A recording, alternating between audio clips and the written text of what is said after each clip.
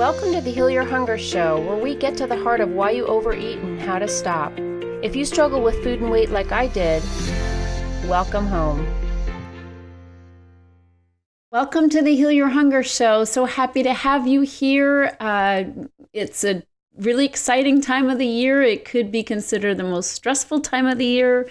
The holidays are upon us and the energy's in the air. I am about to get on a plane and head to Maine to see my family, my sisters and my nieces and my nephew and friends, and I'm just really excited. And I do love the holidays because I don't overdo it. That's the name of the game for me. So, I don't go to everything I'm invited to. I have done a lot of present shopping online. That has been amazing, life transforming. I always try to do that, but I end up doing a lot of wrapping and sending anyway. So because I got sick this year, barely at all have I wrapped presents, and I'm literally just sending 2 packages. That's it. So anyway, it's been good, and I'm no longer sick, and I'm grateful for that. And I'm going to be taking all my vitamins and smelling my essential oils and doing everything I can to stay well.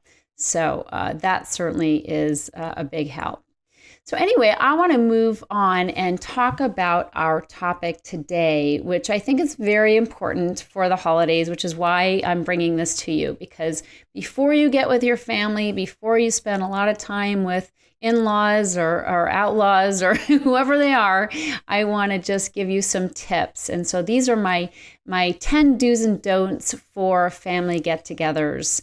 And this is good for any time of the year. But of course, right now with the holidays and all the stress that is around us, I think it's an important topic. And, the more peaceful we are with our families, the easier time we're going to have with not emotional eating. Okay, so it's going to be easier to stick to our plan, easier to abstain from the ooey gooey chewy foods that make us feel so terrible. They seem good going in, but I'm telling you, after the whole event's over, we don't feel so good. So this way, if you're focused on really having a good time with family and avoiding the stress that often emerges around family relationships, then I promise you'll have an easier time with food. You won't need to dive into the food to alleviate that stress or to cover up that pain that you feel. And I understand that family time is painful oftentimes.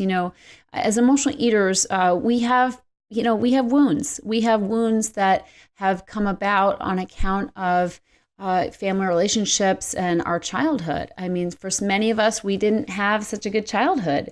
By overall standards, I had a good childhood, and yet I had sexual abuse in my past, which made it a little twisted and made me a little twisted, and family time a little more stressful. Also, my entire family was burying pain. My parents really didn't deal with much. I mean, they weren't really on top of their emotions. They had their ways of coping and avoiding pain and painful emotions. And my sisters and I had our ways of coping. We were all food addicts, so food was one of them, but there were others. My middle sister was a bookworm. She was always hiding out in books, and my oldest sister was smoking and being promiscuous and doing other things along with eating. And she was a pot smoker when I was in high school. So she had her ways of coping, and by the grace of God,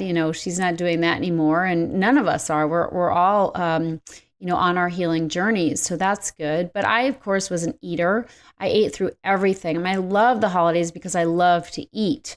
And I buried every feeling I could possibly have with food, with all the yummy holiday food. When I would get together with family, when I was seeking to, refrain from emotional eating, when I was on my healing path, it didn't mean that family time wasn't hard still, because all those buried emotions, of course, were coming up. I was no longer, dousing them with food or alcohol, but I was feeling them instead, which means it was hard. And so family time for me was hard. one of my survival skills was to limit time with family. And so, and even to this day, I don't spend tons of time with my family. I love my family, and I've so much improved every one of them. But still, I limit my time because, I don't want to, fall into a trap of being my old self around them, the old ways of coping I don't want to fall into. So if I limit my time with family to around 5 or 6 days, it's generally just right. But it used to be fewer days than that. I used to limit my visits with family to 1 day, and then I, upped it to about 3 days. So that's a really important survival tool, is that if you have trouble around family and you have trouble not overeating around family, limit time with them, pay your visit, pay your respects, but don't overstay, okay? Just limit it so that you can keep your sense of yourself. I used to lose myself when I was around my family. I lost my sense of self, and I would morph into them or try to be like them or try to get them to like me. And so, I had to build up those skills of tapping into who I am and operating from that source, that place of, divine spirit, in order to remain, balanced. And so if you have trouble around family, my first tip for you is just limit access. It's really important until you get your sea legs about you. But let me give you my do's and don'ts. Okay, so these are the 5 don'ts. And they're all centered around being yourself, because I find that time with family is always best when I am being myself. So the very first thing I can share with you is don't have expectations, okay?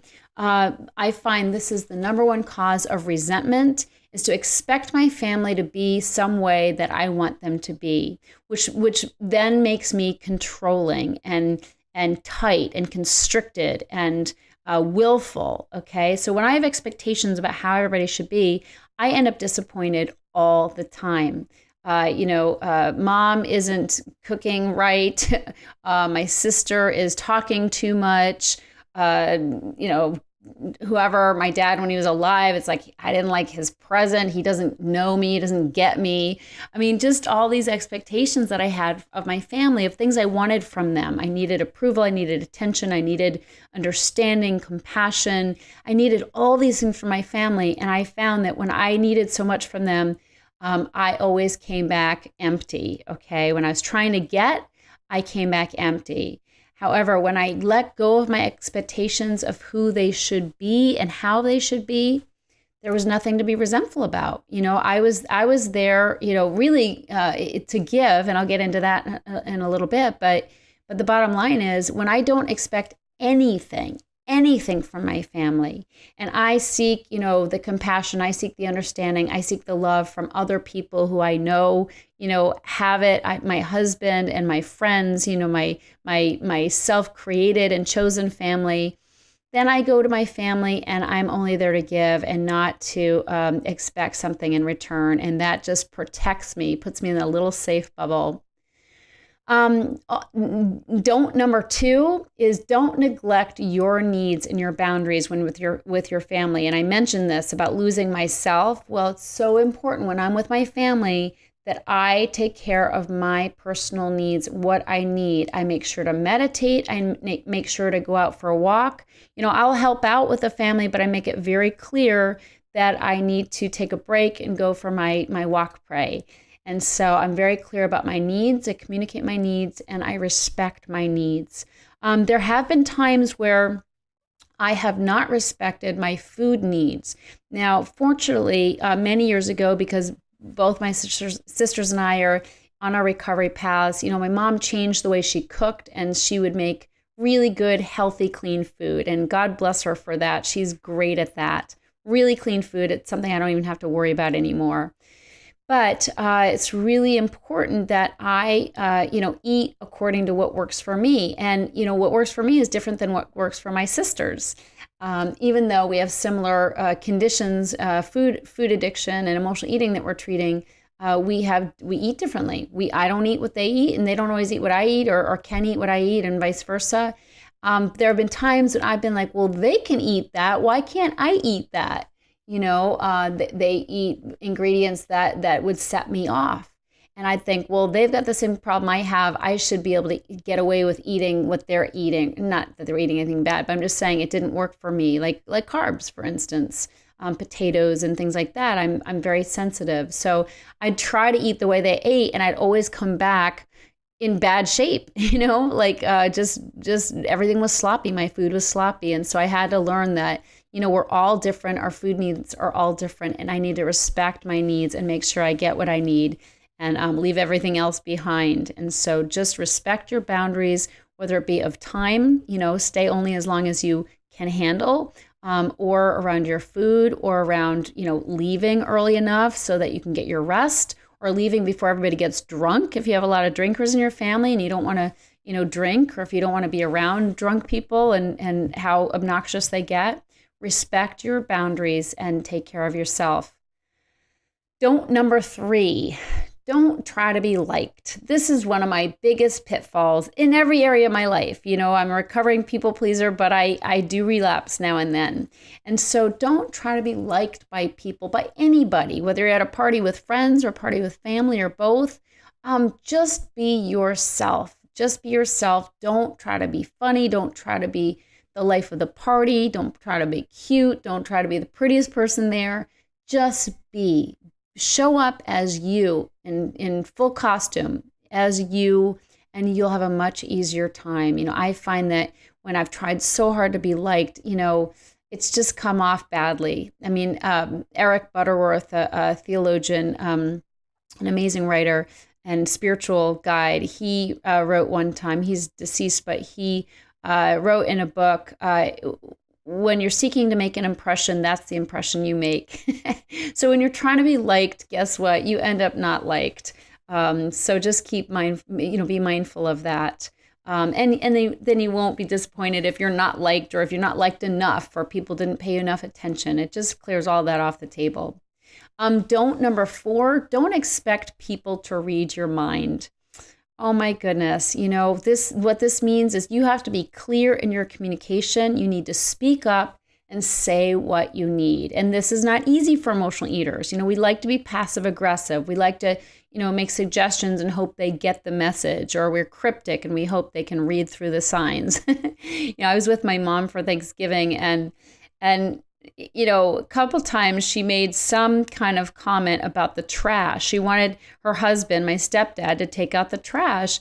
And she's like, oh, trash is getting full, or wouldn't it be nice, to have this trash taken out? Something, non-direct. And I said, Mom, if you want Buddy to take out the trash, just ask him. I said, husbands like to be asked. Of course, I'm giving my mom marriage advice. She's been married for a total of 55 years between my dad, who passed away, and my stepdad. But nevertheless, she could use some tips on being direct in her communication, and I said, Mom, please just ask him to take out the trash. It'll get done so much faster.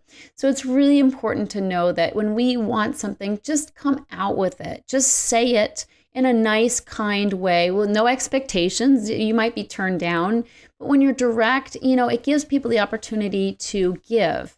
If my mom had just said, will you please take out the trash? He would have been happy to do it. But when she's, beating around the bush and sort of hinting, it kind of makes, other people resentful. So be direct in your communication. Just express what you need, and it'll work out much better. The last don't is don't gossip. Oh my goodness, please don't gossip. It'll make you feel bad. Gossiping is a crazy thing because it makes us feel good in the moment, like, we're superior to other people, or we've got somebody else's number, or, we and that other person we're gossiping with, have a bond or connection in our criticism of someone else. Gosh, that good feeling is so short-lived, because the residue is like guilt, just feeling bad, feeling yucky. And so just refrain from saying anything negative this holiday season. Just focus on saying good things. If somebody else wants to pull you into gossip, just sidestep the trap and just say something nice. Just keep coming back with something nice and positive, and that'll end the gossip track and help you feel better about yourself. Now, on to the 5 do's. The theme around these do's is to be of service. And again, I find that I create a protective bubble when I'm showing up to give instead of get. So do number 1 is ask questions and listen. When I'm in a party, it's really important that I just not get focused on what I want to say, but instead on just listening when somebody else is talking, but also asking questions, digging into somebody's past or somebody's present. If it's an old person, ask about their past, learn some history, learn about your heritage.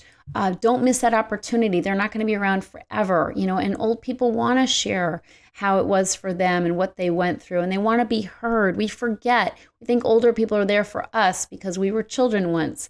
But it's time to turn the tables and ask questions and listen. And people will just love that. And it'll get you out of yourself. Do number 2, be of service, okay? I find this saves me when I'm at parties or I'm uncomfortable or feeling awkward.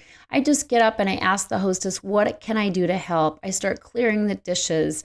I go to the kitchen. I start putting away the condiments or washing the dishes or putting them in the dishwasher or, bringing out some more bread to the table or whatever it is. Just make yourself useful and you will no longer feel awkward. You'll no longer feel like you don't fit in, or you'll forget about, that obnoxious comment Aunt Betty said about your weight or something else or about your kids.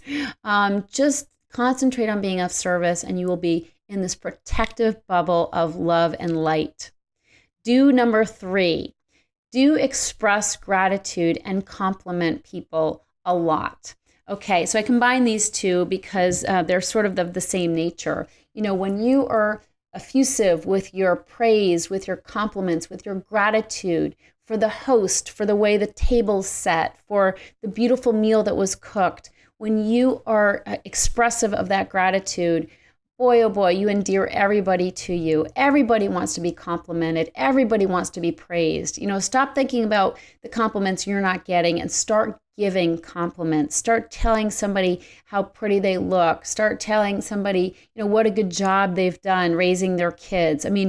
Just think of anything, something positive you can say to somebody. And gratitude you can express, and you will make people feel so good. So this is another way that you can be of service, is make people feel good by complimenting them and expressing your gratitude. Do number 4, do take a time out when needed. Very important, and this is along the same lines of not neglecting your needs and your boundaries. If things get hot and heavy, if things are, heated at the dinner table, there's a conversation you don't want to be a part of, or, they're, either bashing Trump or they're promoting Trump, and wherever you fall there, you don't want to be a part of it. Just get up and go help out in the kitchen or go for a walk around the block, clear your head. Or, if your sibling is being super obnoxious or they're drunk and they're flinging insults, or if there's something going on that you really are uncomfortable with, you have permission, give yourself permission to get up and take a time out. Go take a walk, or grab one of the kids, say, hey, want to go take a walk and go just stroll around the block and just sort of take some pressure off, take some, heat off. Because otherwise you're just going to start burying those feelings with food. That's when you start wanting some potato salad or some chips. And so just really important to take a time out when you need it, or go upstairs and meditate or lie down, on the bed and just chill out. This is so much more important than you can imagine. And you don't have to be present for everything going on. When there's a group of people, they don't really notice when you excuse yourself and go take care of yourself. They don't notice. They're jammering on, and they'll barely know it if you've gone or when you come back. So take care of yourself. Take the time out when you need it. Now, do number 5 is, I think, the most important of all. Do accept people the way they are, okay? And this is just so important. And this has been the key to my success around my family and avoiding resentment and anger, is just accepting people the way they are. And when I do this, everything gets easier. When I accept that my mom isn't going to have a deep conversation about feelings with me, I don't go to her for that. I don't have those conversations with her. When I accept that a family member is maybe a little wacky or a little, stressful to be around, I accept that. And I take my time out when I need it. But the most important thing is not to try to change people. And this is along the lines of expectations, right? I don't try to change people anymore. I accept that they're the way they are, and they're probably not going to change unless they get sick and tired of being the way they are. The fact that I'm sick and tired of them being that way makes no difference. They don't respond to that, and my beating my head against the wall or, beating them up for it is not helpful, not useful. So accept them the way they are. If you're a prayer, pray for them. Pray for them. Pray for yourself for tolerance and love and kindness and compassion. People are the way they are from their history. They're responding to their history, and oftentimes their history is not good. They had abuse in their past. They had troubled times in their childhood. Perhaps in their current life, they're going through a divorce or they just lost a job. You look beyond the obnoxious, annoying behavior and see where it might be coming from and try to find compassion or pray for compassion for that person. It will take you miles down the road. It will alleviate stress and tension and anger, that tight, constricted, contracted, just blocked energy feeling that we have when we want somebody to be different than they are. Accept them as they are. Just realize they are how they are for a reason, and it's not your job to change them. And again, take a time out or move on, talk to somebody else. Let sleeping dogs lie. Don't kick up the dirt. Don't get into it with somebody. If they have views that you don't agree with, they're racist or they're sexist or their political views are different than yours, just don't go there. It's not worth the frustration. Just walk away, preserve your peace. This is the name of the game. Preserve your peace, because you've got all kinds of food all around you and drink and other temptations. It's not the time and the place to go to war. Okay. You're not safe. You're not safe going to bat and going to war when you're around family. So take the peaceful route. And I'm not saying don't speak up when it's called for, when you feel like you need to defend yourself or speak your mind, because I'm a big proponent of expressing yourself. But you don't have to go to every fight you're invited to. Okay. And so just learn when you can to sidestep the trap. Because family, you're going to be around them and then you're going to move on and, go back to your life. So, how important is it? Does it need to be said? Does it need to be said by you? Does it need to be said now? Those are questions you can ask yourself and then walk away. So these are my 10 do's and don'ts. 5 do's, again, I'll review them, are the 5, I'll start with the don'ts. Don't have expectations. Don't neglect your needs and your boundaries. Don't try to be liked. Don't expect people to read your mind, speak up, and don't gossip. And the 5 do's: do ask questions and listen. Do be of service. Do express gratitude and compliment people a lot. Do take a time out when needed. And do accept people the way they are. And again, the overriding theme is be yourself and be of service, and have a very happy holidays with your family and your friends, and be good to yourself, because the holidays pass. They're just another day. Be good to yourself, and you'll be so grateful you did. Thanks so much. Love you so much, and happy holidays to you. If you enjoyed this show and want to get free support, insider health info, exclusive invites to events, and more, visit healyourhunger.com.